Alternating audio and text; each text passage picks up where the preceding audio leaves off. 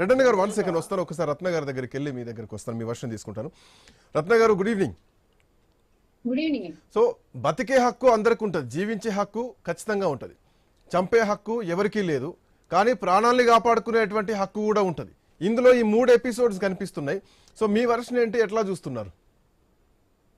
మొదట విధి నిర్వహణలో ప్రాణాలు కోల్పోయినటువంటి ఒక కానిస్టేబుల్, మన రక్షక భటుడు మృతికి సంతాపం తెలియజేసుకుంటా ఉన్నాను.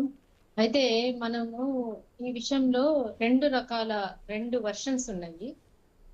ఫ్రెండ్లీ పోలీస్ ఉండాలన్నా, మరి క్రిమినల్స్ వైపు మనము ఎలా బిహేవ్ చేయాలా అన్నది వెరీ క్లియర్. ఇక్కడ మనకు కేసులో కూడా తెలుస్తున్నది ఏంటంటే, ఈ క్రిమినల్ ఎవరైతే ఉన్నాడో అతని విషయంలో జాగ్రత్తగా ఉండకపోవడం అనేది వెరీ అన్ఫార్చునేట్. అది చాలా దురదృష్టకరం. జరిగి ఉండకూడదు, జరిగిన దానికి చాలా బాధ కలుగుతుంది. మరి అలాంటివి రెడ్డన్న గారు చెప్పినట్టుగా మరి అందరికీ గుణపాఠాలు కావాలి.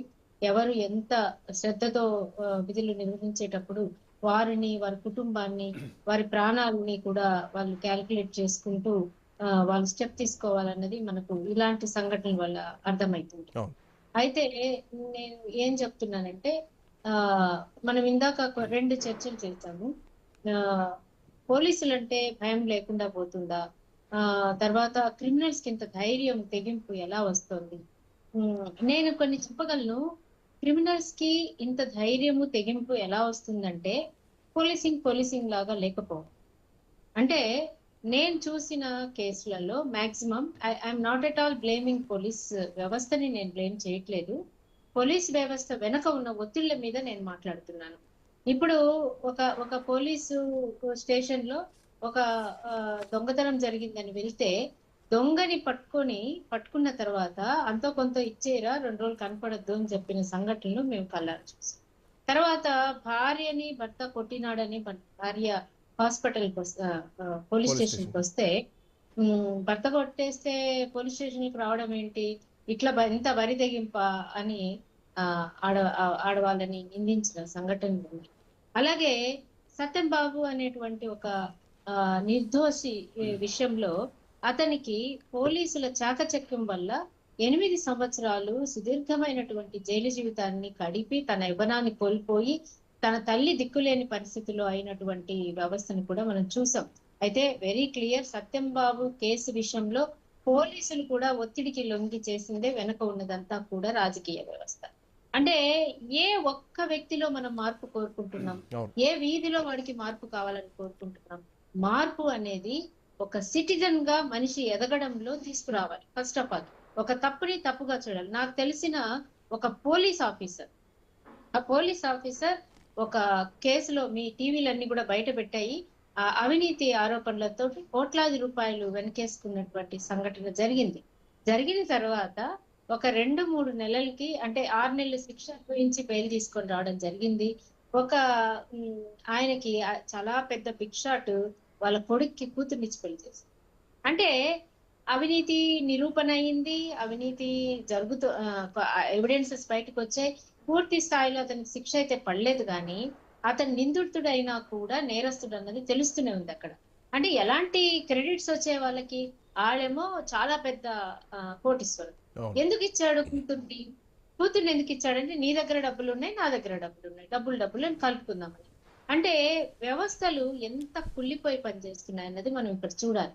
అలాగే చాలా మంది నిజాయితీ గల ఆఫీసర్స్ చాలా నిజాయితీగా ఒక క్రిమినల్ ని పట్టుకుని, లేదా నిందితులను పట్టుకుని వాళ్ళ మీద సరైన విచారణ చేస్తున్నప్పుడు వాళ్ళకి కాల్స్ వస్తాయి, ఇమీడియట్ గా కాల్స్ వస్తాయి. ఎమ్మెల్యే కాల్ చేస్తారు, ఎస్పీ గారు కాల్ చేస్తారు, డీజీపీ గారు కాల్ చేస్తారు, ఆయనకి డబ్బుల ప్రలోభాలు వస్తాయి. ఇలాంటి వ్యవస్థలో ఎలా పనిచేస్తారు పోలీసులు? ఎలా పని చేయగలరు? ఒకవేళ అంటే మీరు అన్నట్టు, ఒకవేళ నచ్చని పని చేసినా, మాట వినకపోయినా రాత్రికి రాత్రే ట్రాన్స్ఫర్ అయ్యేటువంటి పరిస్థితుల్లో కూడా పోలీసులు ఒత్తిళ్లు ఎదుర్కొంటున్నారు.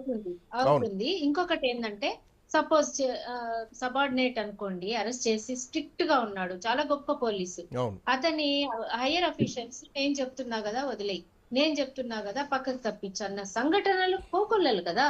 అంటే పోలీసు వ్యవస్థ నేను చూసిన చాలా కేసులలో నేరస్తులు లేదా నిందితులు పోలీస్ స్టేషన్కి వచ్చిన తర్వాత ఎందుకు వాళ్ళు భరోసా పొందగలుగుతున్నారో, మరి బాధితులు ఎందుకు భరోసా పొందలేకపోతున్నారో అన్నది చాలా చాలా చాలా చాలా విచారకరం.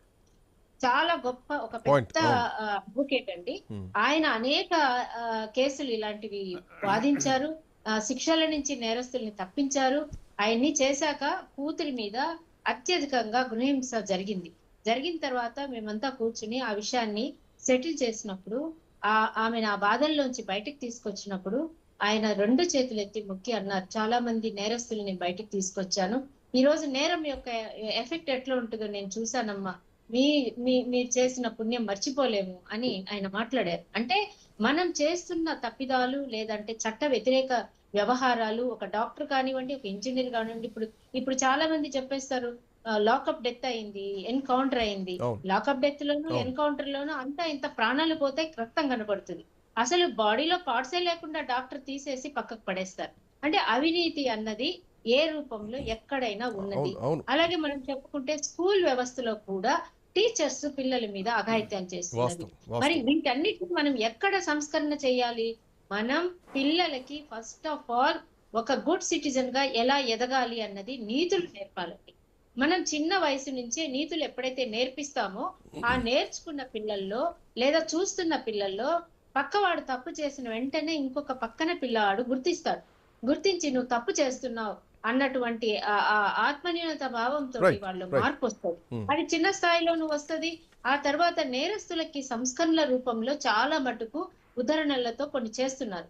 మరి ఇందాక మన పెద్దలు చెప్పారు, 2 తప్పులు చేసి బయటకు వస్తేనే ఇంకొక 4 తప్పులకి వాడికి అంచనా అవును. అవును. పెరుగుతోంది, అవును. ఆదరణ పెరుగుతోంది, అవకాశాలు పెరుగుతున్నాయి. ఈ మధ్యలో ఉన్నటువంటి గ్యాప్ లో నేరస్తులకి ఆ నేర ప్రవృత్తి పోయేలాగా అక్కడ కూడా టీచింగ్స్ ఉండాల్సిన అవసరం చాలా కనిపిస్తుంది. అంటే రెడ్డన్న గారు, శిక్షలు కఠినంగా ఉంటే తప్పు చేయాలన్నటువంటి ఆలోచనలు తక్కువ వస్తూ ఉంటాయి. సో ఇందాక మనం మాట్లాడుకున్న ప్రతి అంశంలో చూస్తే జైలు పోయొచ్చినోడు